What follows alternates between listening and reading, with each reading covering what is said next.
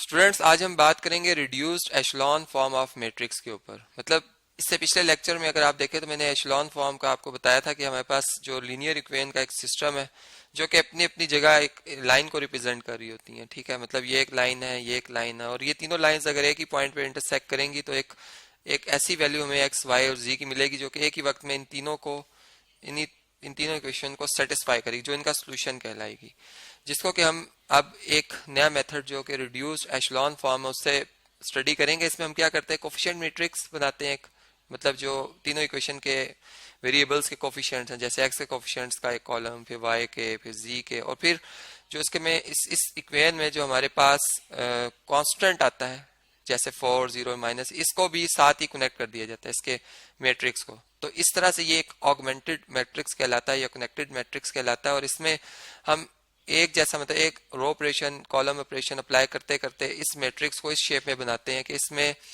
जो या simple word में मैं ये कह सकता हूँ कि इसमें इस तरह से इसको इन्हीं इक्वेशन को ऐसे बना दिया जाता है कि जो फर्स्ट इक्वेशन है हमारी, इसमें एक्स का कोफिशिएंट 1 रह जाए और वाई और जी के कोफिशिएंट को हम 0 0 बना दें। ठीक है, और इधर जो भी हमारे पास वैल्यू आएगी वो बेसिकली एक्स की हो जाएगी वैल्यू। ठीक है, इसी तरह जो सेकंड इक्वेशन है उसमें हम ऐसा करते हैं कि उसमें एक्स की कोफिशिएंट को 0 बनाते हैं, वाई के कोफिशिएंट को 1 बनाते हैं, ठीक है, और जी के कोफिशिएंट को 0 बना देते हैं, जिससे फिर यहाँ पर जो हमारे पास वैल्यू आती है वो वाई की आ जाती है, मतलब डायरेक्ट हम आंसर फाइंड करें। तो इसी तरह एक्स की कोफिशिएंट को 0 थर्ड रो में, वाई के कोफिशिएंट को भी 0 बनाते हैं और जी के कोफिशिएंट को 1 बनाते हैं, जिससे जी की वैल्यू यहाँ पर आने वाली जो कांस्टेंट होता है उसके इक्वल आ जाती है। इससे एक्स वाई जी की डायरेक्ट वैल्यू मिलती है, जो कि हम एक्स वाई और जी की जगह जब पुट करते हैं यहाँ पर, तो हमारी ये लेफ्ट साइड राइट साइड के बराबर आ जाती है, मतलब ट्रू हो जाती है तमाम इक्वेशंस। तो हम कहते हैं ये हमारा सोल्यूशन है। ठीक है, तो अब हम ये बात मैंने आपको समझा दी। मतलब इसी बात को मैं अगर मैट्रिक्स फॉर्म में लिखूं तो हमारा मैट्रिक्स जो कोफिशिएंट मैट्रिक्स बनेगा जो कि इस लाइन से इस साइड पर है, राइट लेफ्ट साइड पर, वो कुछ इस तरह से बन जाएगा, वो 1 0 0 0 1 0 और 0 0 1 बन जाएगा। ठीक है, जबकि यहाँ पर कोई भी एंट्री आ रही है वो हम देखेंगे कि क्या आ रही है, वही हमारी एक्स वाई जी की वैल्यू। और ऐसा भी हो सकता है कि ये वाली हमारी तमाम एंट्री 0 हो जाए, या ये भी हो सकता है कि ये एंट्री तमाम 0 हो जाए। ठीक है, मतलब ये यहाँ पे 0 0 0 बन जाए, लेकिन फिर यहाँ पर 1 आना चाहिए और फिर उसके नीचे 0 आने चाहिए। ठीक है, और फिर इसका 0, फिर इसके नीचे 1 और फिर ये 0, और फिर यहाँ पर आने वाली जो भी एंट्री आ रही है। तो ये बेसिकली है रिड्यूस एशलॉन फॉर्म। तो देखते हैं जी कि हमारे पास ये मैट्रिक्स की जो एशलॉन फॉर्म है, जो कि इससे पिछले लेक्चर में मैंने इसको कन्वर्ट किया था, आप यहाँ से देख सकते हैं, यहाँ पर ये इसकी है जी एशलॉन फॉर्म। ठीक है, इस मैट्रिक्स की, तो इसको मैं यहाँ से जो है वो कॉपी कर लेता हूँ और इसी से आगे हम अब इसे कंटिन्यू करते हैं, क्योंकि पहले जब भी हम किसी भी मैट्रिक्स को जो है कन्वर्ट कर रहे होते हैं रिड्यूस्ड एशलॉन फॉर्म में, पहले इसको एशलॉन फॉर्म में कन्वर्ट किया जाता है। ठीक है, और फिर उसी से आगे फिर हम इसको रिड्यूस्ड फॉर्म में इसके लेके जाते हैं। तो अब ये यहाँ पर आप देख सकते हैं कि ये आ गया हमारे पास मैट्रिक्स।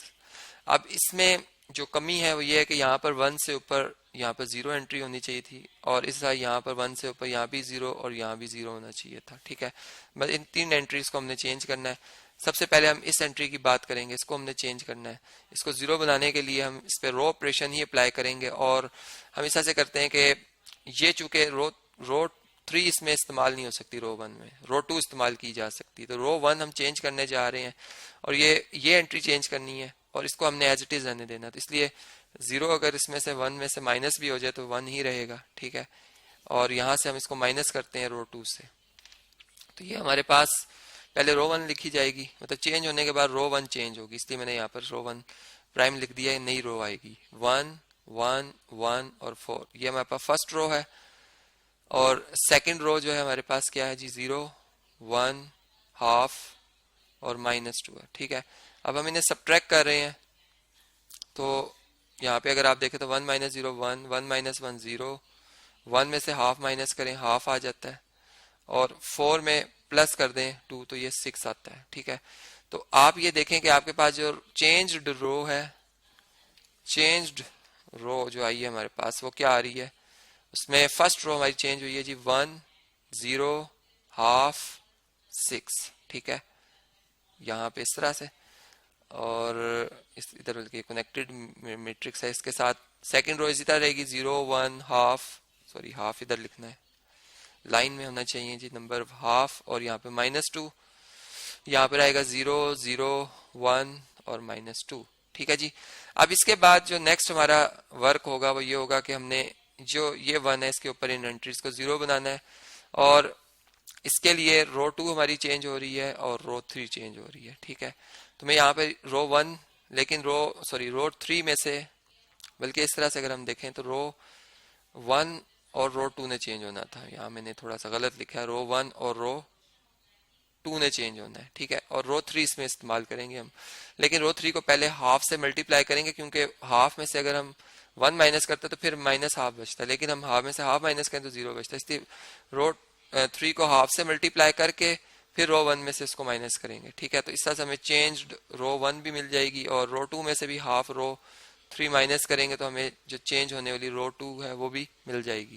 तो चलें इसको अब देखते हैं, इसकी कैलकुलेशन को समझते हैं जी यहाँ से कि इसकी कैलकुलेशन क्या आ रही है।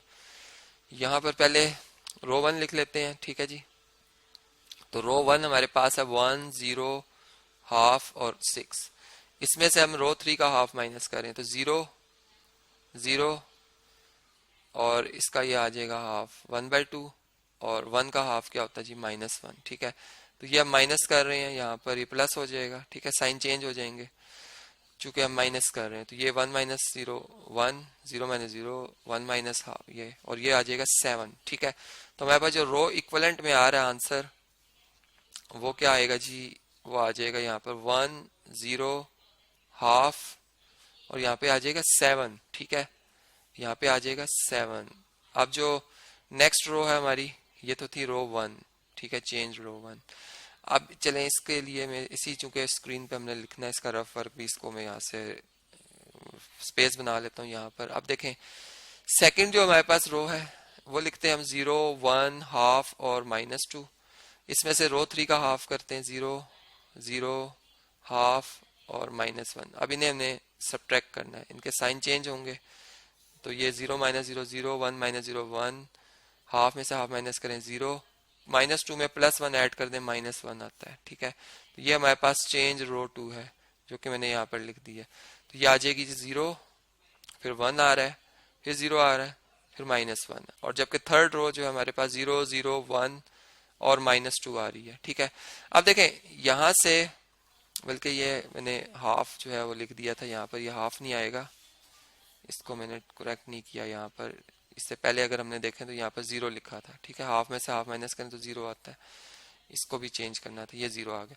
तो अब आप देखें कि ये हमारे पास जो है रिड्यूस्ड एचलॉन फॉर्म आ चुकी है। अब इसमें अगर आप देखें तो x का कोफिशिएंट 1 है, फर्स्ट इक्वेशन में x का कोफिशिएंट है, यहाँ से आप x की वैल्यू देख सकते हैं 7 आ गई है।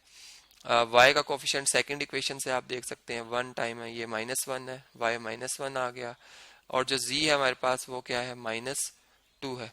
तो इस तरह से ये तीनों वैल्यूज अगर हम अपनी उस गिवन इक्वेशन में लिखें, इसे चेक करें कि क्या आया, हमने ये जवाब ठीक निकाला है, तो इसको भी चेक कर लेते हैं। ये था जी हमारा गिवन क्वेश्चन। इसमें चलें यहाँ पर इनकी वैल्यूज को लिखते हैं, 1 बाय 1 चेक करते हैं इन्हें कि ये हमारा आंसर ट्रू है या फॉल्स है। ठीक है, सबसे पहले इसके लिए 7, इसमें प्लस करें -1 को और इसमें प्लस करें -2 को, तो 7 में से 3 माइनस करें 4 आता है जो कि ट्रू है। इसका मतलब ये फर्स्ट को ट्रू शो कर रही है। सेकंड के लिए चेक करते हैं कि क्या 0 आंसर आता है।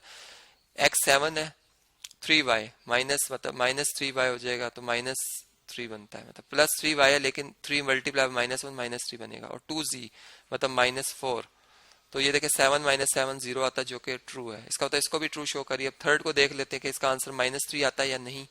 x क्या है जी 7 है, y कितना है, -1 को 4 से मल्टीप्लाई करें -4 आता है, और z -2 है, -2 को 3 से मल्टीप्लाई करें -6 आता है। अब देखें 7 में से 10 माइनस करें -3 आंसर आता है जो कि ये भी ट्रू है। इसका मतलब हमने जो आंसर निकाला वो ट्रू है, चेक भी हो गया, वेरीफाई भी हो गया। और ये एक अनदर वे हमने सीखा आज, जिसमें हमने मैट्रिक्स को रिड्यूस्ड एचलॉन फॉर्म जो कि रो एचलॉन फॉर्म या रो एचलॉन फॉर्म हम इसे कहते हैं, हमने इसमें कन्वर्ट करके इसका जो सोल्यूशन है वो फाइंड करना सीखा।